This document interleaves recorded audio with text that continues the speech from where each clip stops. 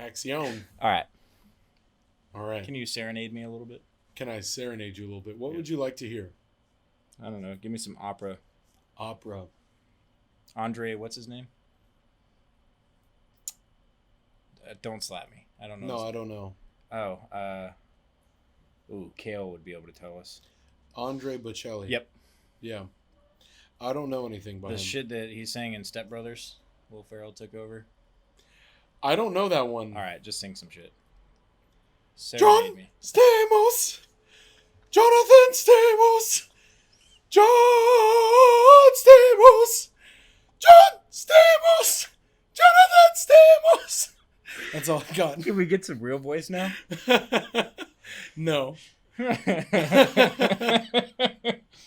Maybe loosen the string around your nuts there. Welcome to episode 4, you guys. Welcome. This is episode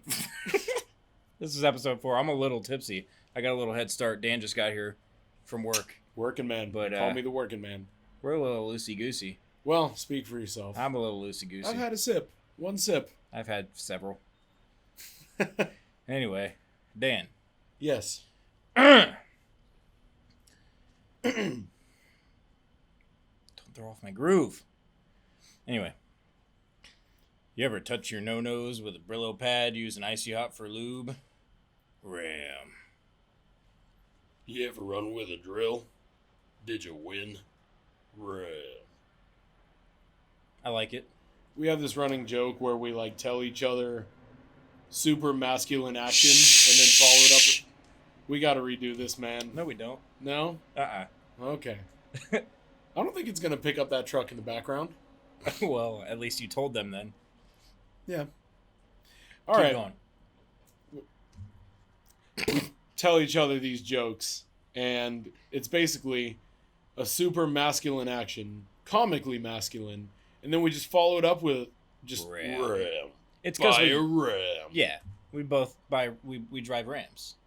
My cousin bought a Ram today, and you commented on Facebook, "Welcome to the Ramley." That's and I right. hate you for it, and I love you for it. Yep. Yeah. So, So now there's another guy out there with a set of balls. right on. Yeah.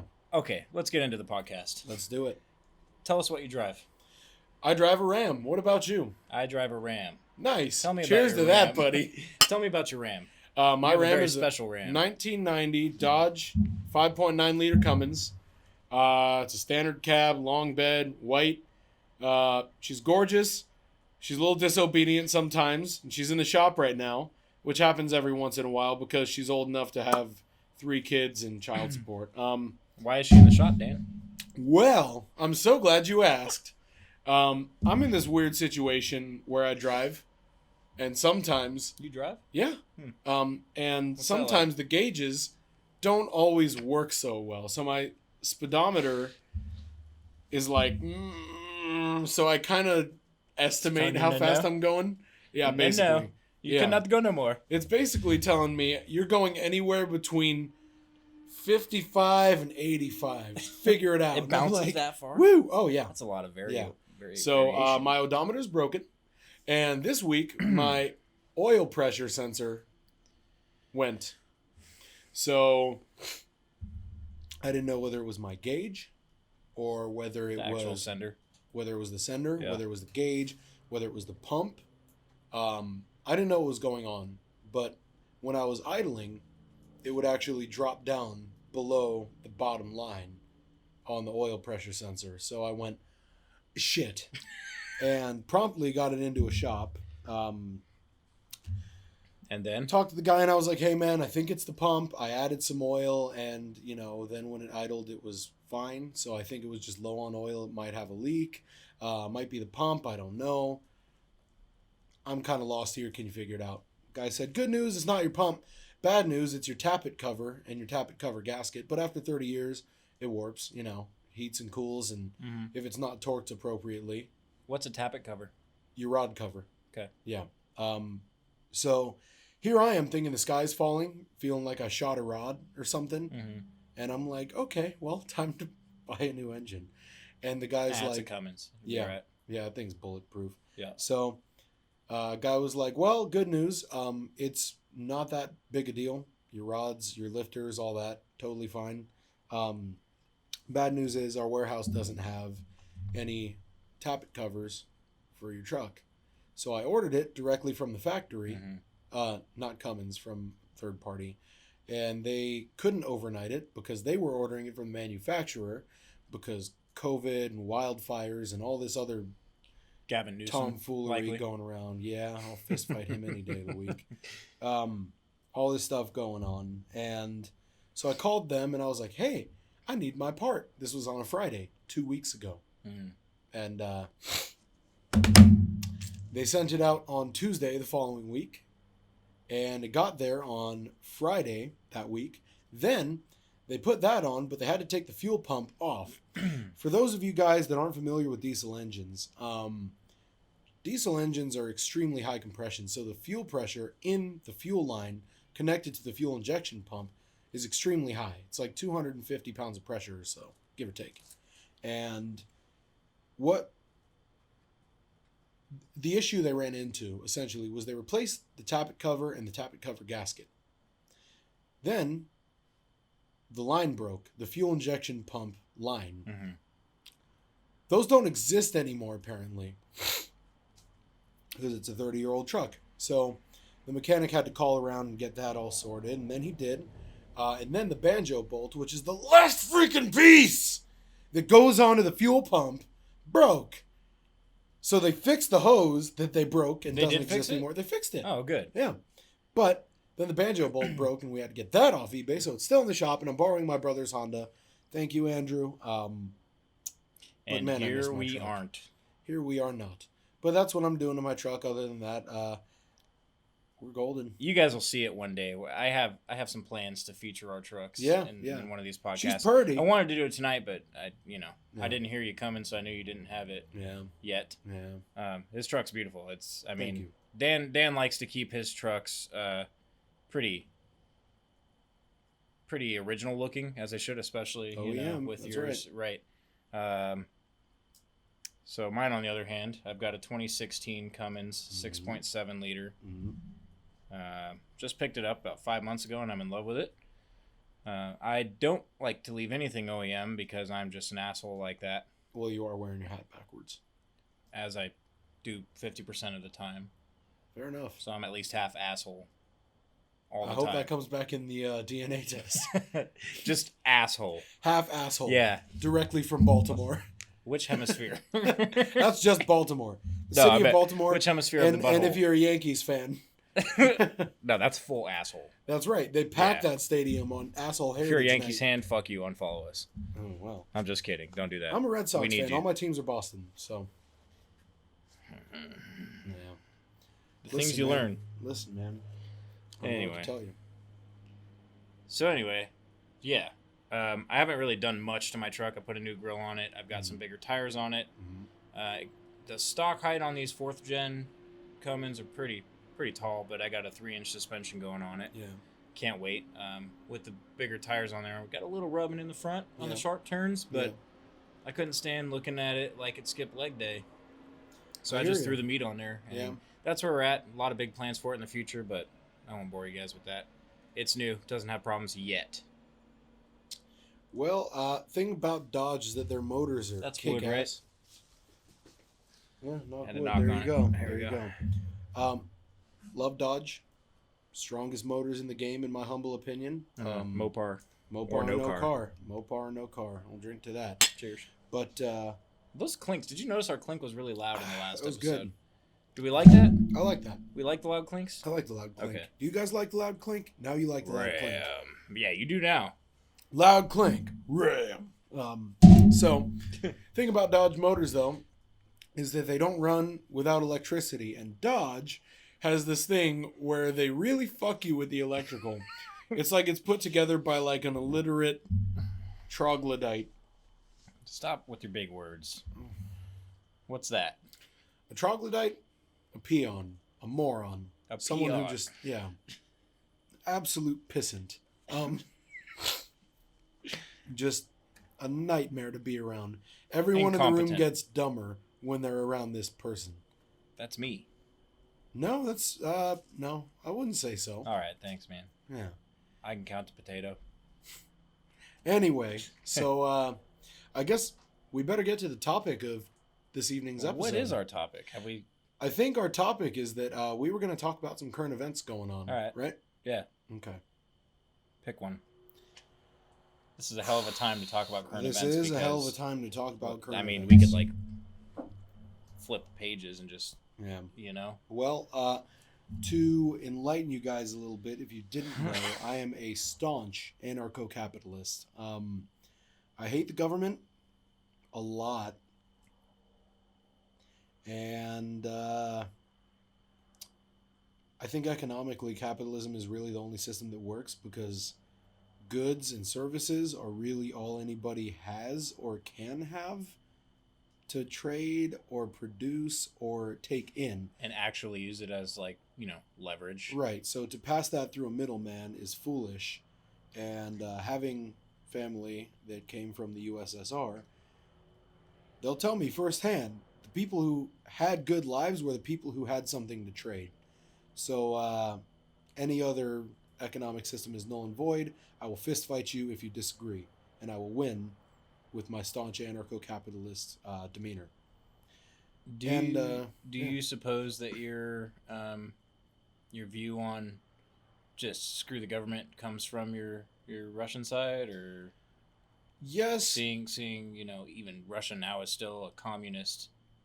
I think my view comes from dealings with the government and their wildly inefficient methods to approaching how they're going to give us back our tax money in whatever, when they raise the gas taxes, the diesel taxes, they say it's for the roads.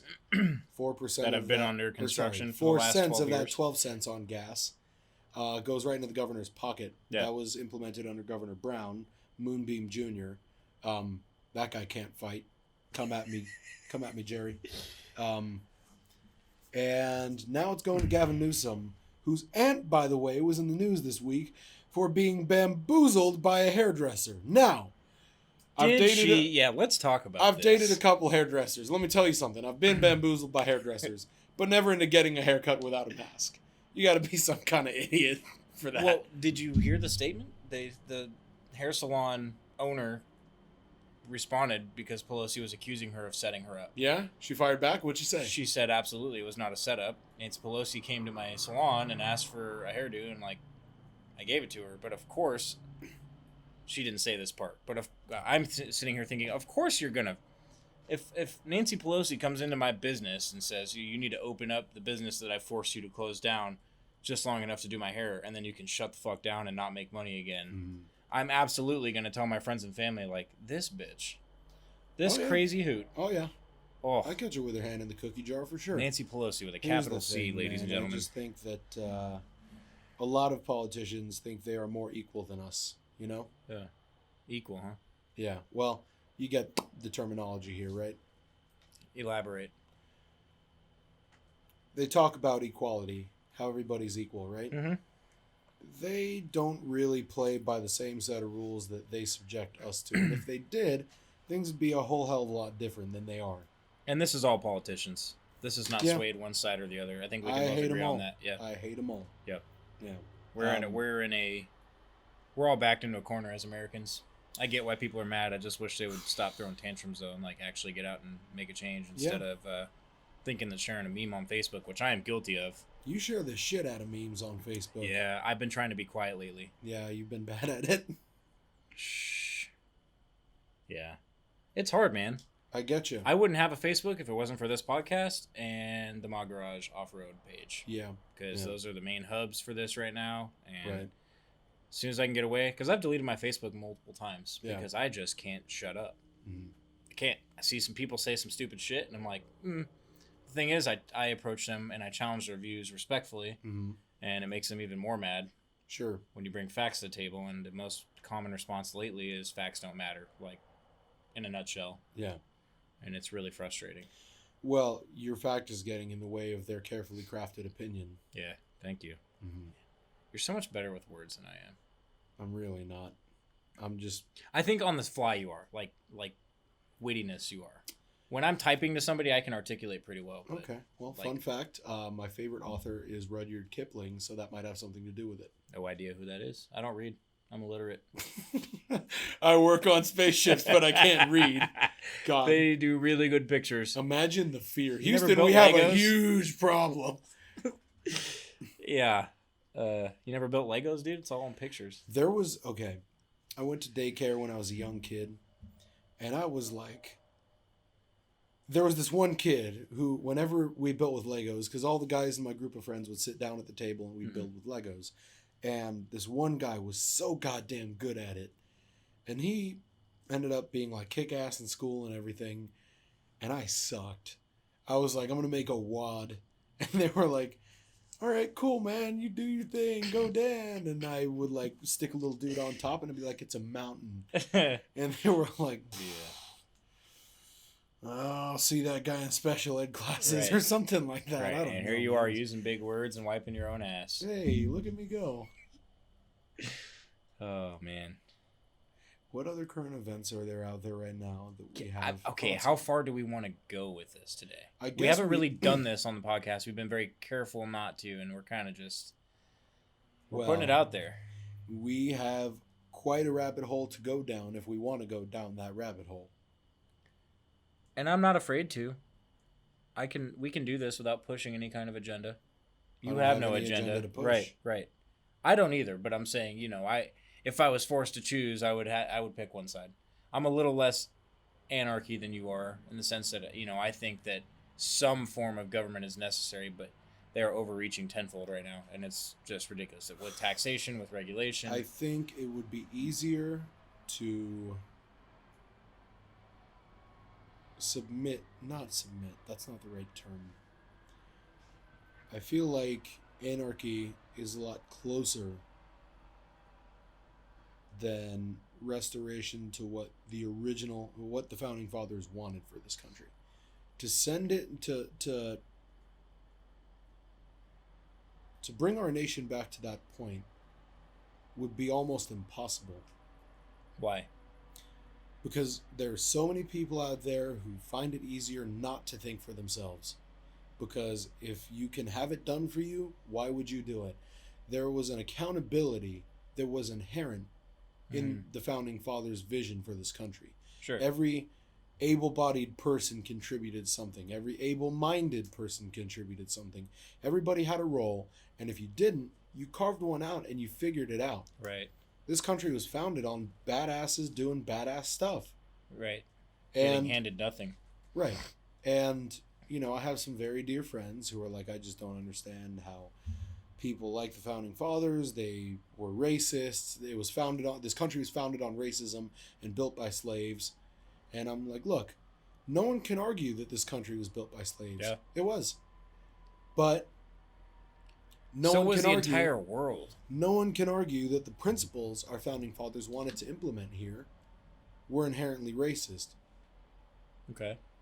In the Constitution, it refers to all men are created equal, right? Mm-hmm. It says all Americans should have the right to property, life, and the pursuit of happiness. Mm-hmm. Right? Right. It did not say... So where's the racism coming from? Right. So the racism was in their actions. Owning slaves. Yeah, but do as they say, not as they do. Right. And they didn't say anything about securing the bonds of slavery. Yeah. They said nothing about that. They said nothing about discriminating against a certain group, ethnicity, gender, whatever. Mm-hmm. It was everything to do with Americans progressing in life without any sort of restraint against their liberty. Right. You're describing both parties right now. You're describing progressiveness and being conservative all in the same time. I would consider myself a Jeffersonian liberal. How many of those are there in the country? I'd say about 7. I don't really I've know. never heard of one. Can you describe a Jeffersonian liberal? I am all for doing your thing. Minding your own business? but leave me alone. You don't care if the two dudes down the street want to make out and do butt stuff? I don't care. Yeah, I don't care either. Yeah. But guess what? Don't change your oil in my driveway. Right. Yeah. I mean, okay, so there's a lot more than 7 then, if that's what you're defining as a Jeffersonian liberal. Because right. I think that people who identify as Jeffersonian liberals... First, you have to know what that is, because I've never right. heard that term in my life. Sure. And I kind of just shot from the hip there, so to speak. Realistically, I'm a very, very hardcore libertarian, for lack of a better way to put it. Libertarians get a bad rap these days. We do. I've been told libertarians are a bunch of hippie pussies, but I don't see that at all. I think modern day libertarians truly, I consider myself of some form of a libertarian in that right. I just want my constitutional rights upheld. I don't want people to be racist or judgmental or right. prejudiced. Like you said, I want everybody to mind their own fucking business. Well, here's the thing. And live their lives and be happy. Let everybody have the same opportunities. Not everybody, that's the thing. That's the problem these days. Everybody wants a handout, and they think that's equal opportunity. Nope. Equal opportunity is being given the chance to make something out of whatever you're given. I agree entirely. And I think not being handed your food, your money, your welfare, whatever. Sure. Like, go work for it. Opportunity is a big difference. It goes too far, and it's communism. I think, touching on the Facebook note, I see a lot of people sharing memes about libertarians, and my favorite political opinion is loudly not understanding things. That's what a lot of people do on Facebook. Would you call that willful ignorance? I would call that willful ignorance. Flashback, episode 1. Hoo-ha. There you go. Anyway. I think that... Actually, you know what? I recently saw a meme that said, libertarians are the kids from elementary school that never learned how to share. And I'm like, no. You're the kid in elementary school who never learned how to fend for themselves. Yeah. You know? Yeah. You're the kid on the playground that fell off the monkey bars and waited for some adult to come by and ask if you're okay. Yeah, that's a good way of putting it. And now you're all grown up and you... Quit falling off the monkey bars and waiting for somebody to come ask if you're all right. Don't be a bitch. Yeah, but it's worse than that. Yes, but I'm saying it's the same... Proverbially speaking, it's the same thing. Now it's like your car ran out of gas and you're pissed that nobody stops and siphons the gas out of their tank to give you theirs. I wouldn't say that. I'd just say you're probably pissed that the government isn't subsidizing every little bit of your shitty existence. Right. And while you're sitting for there those who are out there, let me just throw this out there, okay? You can put that down. I'm going to be loud enough. Trust me. I'm going to Alex Jones this one. Uh-oh. Yeah. For those out there demanding that the government subsidize this and does that, right? Do you know what communists did to artists? Most of you soft bastards out there who don't understand the reality of the situation that you're clamoring for. Nice artwork, buddy. Okay, now turn around and face the wall. They're not going to pay you 6 figures to do shitty abstract paintings of some screaming guy in a bedroom. That doesn't follow their propaganda. They don't care about you.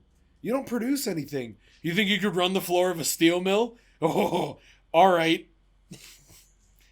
Have fun with that. And the worst part of it is, I'm not qualified to be a spaceship engineer, right? They would never ask me to do your job. Would they ask you to do mine? Maybe.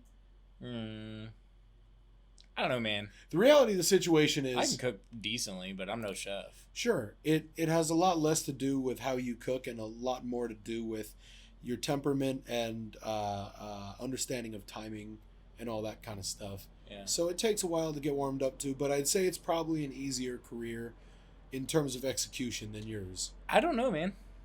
Can you turn a wrench? Yeah. You know how to use calibrated tools like a torque wrench? Yeah. Calipers? Yeah. Can you follow written instructions? Yeah. You can work at SpaceX. All right. Well, here's the issue with cooking. All right. Do you know how much salt is enough? To taste. Can you sexually harass somebody in Spanish? Probably. That's not good enough. You're out. What? Go to the dish pit until you learn enough Spanish to make me uncomfortable and cry in the walk-in. Okay. Anyway, I guess what I'm trying to say What is does that have to do with anything? people realistically have different qualifications, different predispositions to their careers, right? Yeah. To their skill set. And the government in a lot of communist nations just decides for you what you're going to do. Dictatorship. My grandfather came from the USSR and has 18 coal mining patents. They're not under his name. There's no citizen of the USSR that has a patent under their name. It all belongs to the USSR. Yeah. So anything you come up with, like, belongs to daddy government. Except unlike, because there's a lot of jobs like that, right? Like, especially in my industry, if Sure. you have to sign a NDA, and at SpaceX and the new place I'm working at now, I had to sign an agreement. Basically, like, any inventions you come up with, they're theirs while you're working here are ours, and you have to sign it agreeing for that, and that sucks. I have a lot of ideas, and I have not said a damn word. Smart. Till I own my own business. Smart. Because they're not. One, a lot of the things I think of have nothing to do with aerospace. Sure. So why do I have to give them my ideas so they can branch off and start a new sector? Yeah. And make a shitload of money off of my idea? I agree with you entirely. It's kind of the catch there. Can we call this episode just the tangent? I kind of love it though. We're just spinning off the tangent, and we should. Today was today's the most raw episode you're getting from us. Like, they're all raw, but this is straight up like Dan showed up. I'm like, what are we talking about today, buddy? John Cruz, thank you for shouting out. You recommended the trucks, and then he recommended we spin off into, I can't remember, but I think it's what we're at. I think he wanted us to kind of do a little hybrid episode, but we kind of we are spitballing, aimlessly, verbally wandering, and for some reason people like it. I'm okay with it. I like it. Thank you very much, you guys, for looking in, watching. In the future, I'm thinking maybe Zach and I do a cooking episode. Let me know what you guys think. I'll teach Zach how to make something. Yeah. I have a lot of cool stuff in mind, but we still have to secure the surprise. The surprise, the one that we're not going to talk about. Right. Yes. That's the as far surprise as we'll for go. them. The one that's a surprise. Anywho, I'm thinking I want you guys to tell us what you'd like to see us cook. Don't get crazy. I can do it all. Cook, Zach can do it all. But, like, you know. But hold on. We're not doing a wedding cake. No cake, no baking. Like, if you're gonna let them pick, no, I want just savory. Listen, I want to see. This is why I don't want them to pick, because I want to cook pasta. You want to cook pasta with some dank ass seafood. With seafood. Yep. Pasta and seafood. Yep. Pasta alla vongole? Sure. Okay. What's that? It's just clam and white wine pasta. Okay, that's too boring. I can make Shut that. up, it's delicious. Hey, all right. I'll fight you. Well, it's not going to be our only cooking episode, so drop your suggestions. Yeah, let us know below in the comments, you guys, and we'll be happy to facilitate all that we can. Got any jokes? Putting you on the spot here because I can't think of one. Do I have any jokes? Give me a topic. I just flew in this morning and boy, are my arms tired. What's that? It's a stupid joke. Like flapping your arms. Yeah. That reminds me of, like, have you seen Coming to America? Yeah. Just taste the soup. Yes. What's wrong with the soup? Is the soup too hot? Just taste the soup. Is the soup too cold? Just taste it. All right, I'll taste it. Where's the spoon? Aha.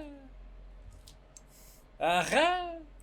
I have, in fact, seen Coming to America. If you guys don't like me being buzzed before we start this, let me know, because I'm really rambling. I'm having fun, though. Well, good. What shirt are you wearing? You're wearing a SpaceX shirt. Yeah. You guys, I'm wearing a shirt, actually, that is a joke. Vegetarian, ancient Indian slang for bad hunter. That's right. I'm not a vegetarian. Anywho. What? Taking a minute to wrap your head around that? Well, the different words kind of threw me for a loop there. Oh, jeez. Can you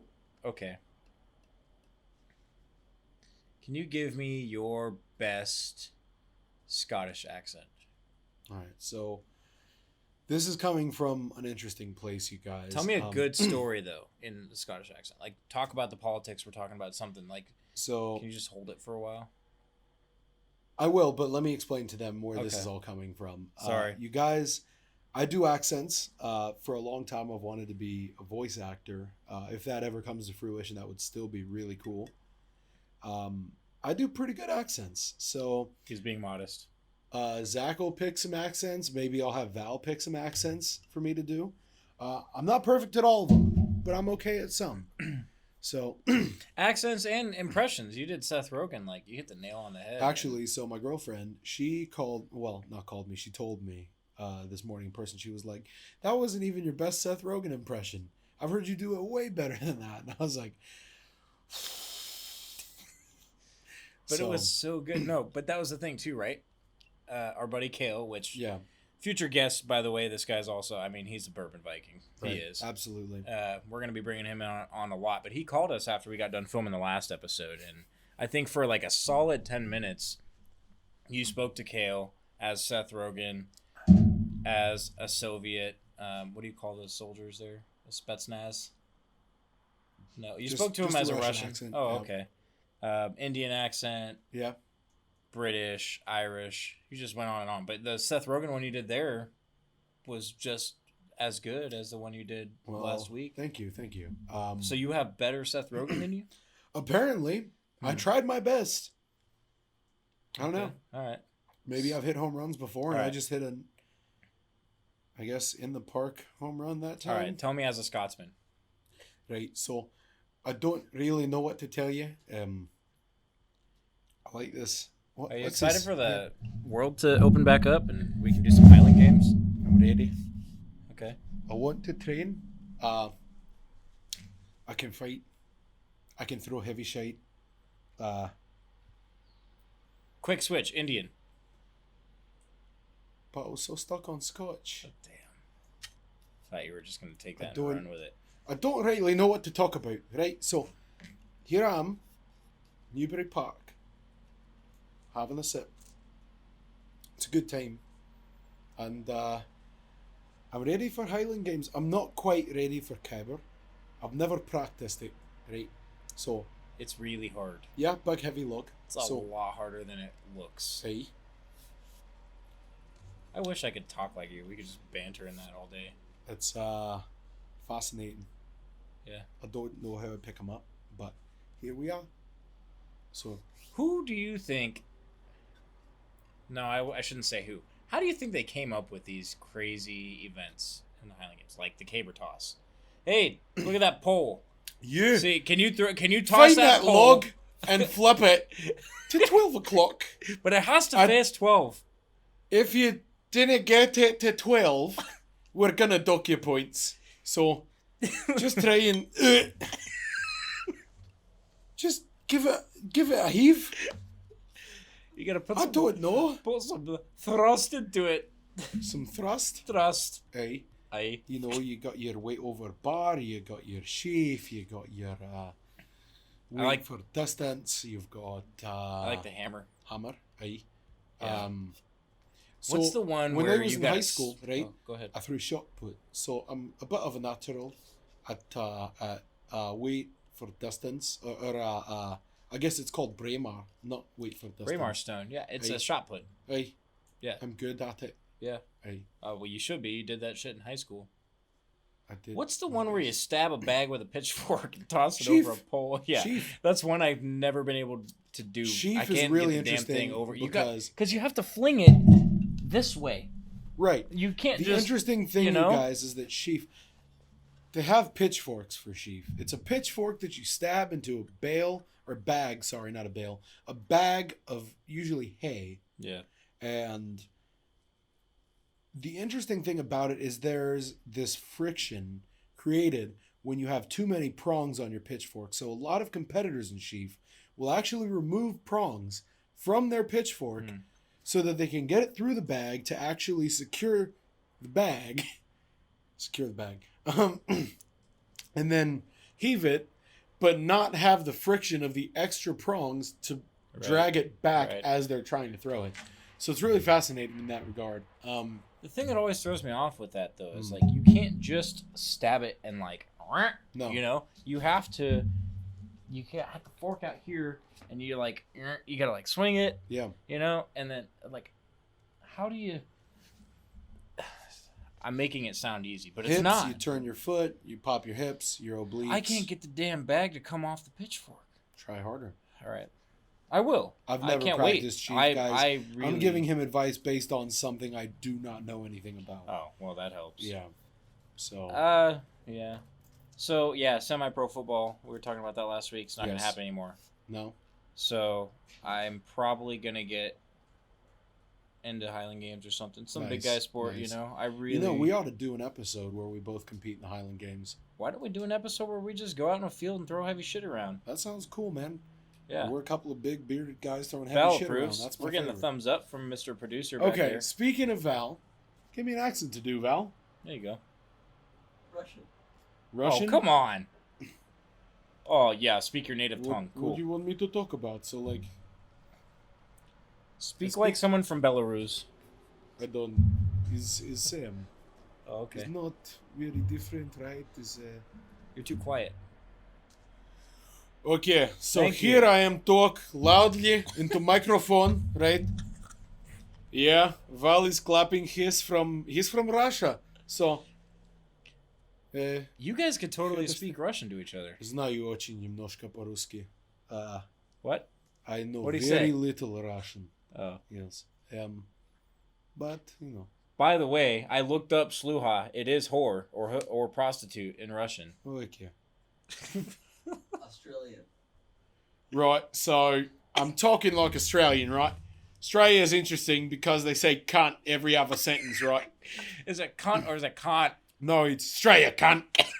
So Yeah, but there's it's- two rallying calls, right? You've got Aussie, Aussie, Aussie, and they reply with oi, oi, oi. Yeah. Or you've got where you from, and they're Australia, cunt.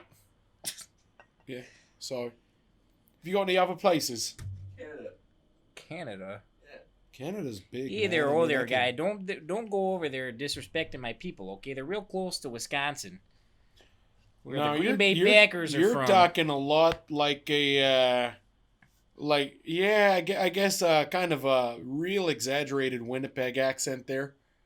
So I like it, you know. It's probably more Wisconsin, to be Go honest. go Jets, but not the Ew. American Yuck. football New York Jets. They make me want to saw myself in half with a manhole cover. But That go seems- Winnipeg That Hockey there Jets. seems slow and painful. Yeah. So just like watching the Jets, Rather choke on a Polish sausage. now you're talking like the Ditka commercials. Bears. Yeah, go Bears. The Bears. Da Bears. We're not talking repeat. We're not talking three-peat. We're talking minimum 8-peat. Baker's dozen. Yeah. The doctor said I had a piece of Polish sausage in the lining of my heart, so that makes a baker's dozen heart attacks for me. Have you guys got any other accents you'd like me to Let's perform? get one more and then let's wrap it up. French. He hates So- Frenchmen. I am afraid of many things.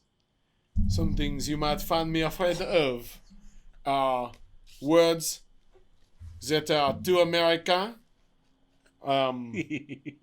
My own shadow. I'm That was- afraid of flags that are not white. He's joked because I surrender. I like cheese. I like wine. I cannot lift over 80 pounds in any manner. I drive a Prius. Actually, my brother-in-law, he recommended to me the Nissan Leaf. It's smaller, it's weaker. Oh, Dan. That was really good so okay. Let's close it up with why do you hate Frenchmen? Honestly, I think the culture promotes a lack of masculinity. I think it shies away from a natural masculinity. There's a beauty in French culture about their pride in their craft. Yeah. There's How do you feel about their food? Their food's delightful. And actually, there's a competition in France called Meilleur Ouvrier Français, which means the best craftsman in France. Okay. You can have any craft. You could be a haberdasher, or you could be a chef, or you could be a leather worker, or whatever you do. Underwater basket weaver. Absolutely. That is a craft. And you go out and compete in this, and they crown meilleur ouvrier français. I hope I'm saying that right. Sorry if I'm not. French is nowhere near my first language. So it's a really interesting competition that you should probably check out. Probably won't. That's okay. Doesn't sound interesting. It's okay. Well, I'd say about 12% of this podcast was like relevant information. The rest was us rambling, but I think it was funny.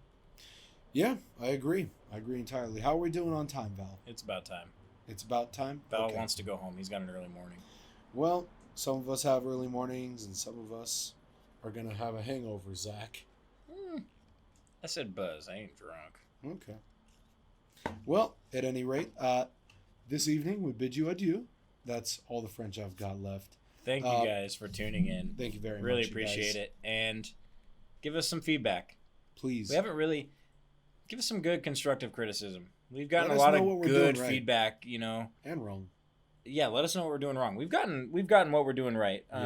Only a small handful of you have really given us constructive criticism.